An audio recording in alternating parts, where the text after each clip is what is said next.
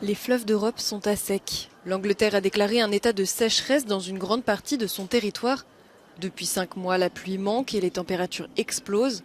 La source de la Tamise est complètement tarie sur plusieurs kilomètres. Il ne pleut pas plus en Allemagne. Pour cette raison, le niveau de l'eau ne cesse de descendre. Sur une portion du Rhin près de Francfort, la circulation fluviale est de plus en plus compliquée. Et les eaux pourraient même devenir complètement impraticables. Même constat aux Pays-Bas où les maisons flottantes d'ordinaire adaptées au risque d'inondation et de fortes pluies se retrouvent échouées sur le sable dans un delta du Rhin quasiment à sec.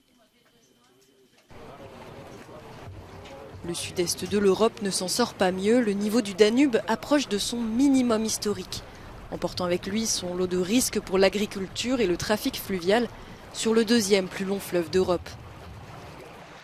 À la frontière entre la Roumanie et la Bulgarie, le Danube a tellement baissé que des dizaines d'îlots de sable ont émergé en plein milieu de son lit. Un obstacle de plus pour les bateaux qui circulent sur le fleuve.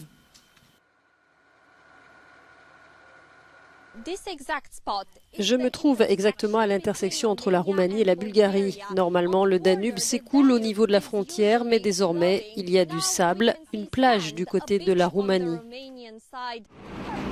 D'après l'Agence britannique de l'environnement, à cause du réchauffement climatique, le niveau de certaines rivières pourrait décroître de 50 à 80% pendant les mois d'été d'ici 2050.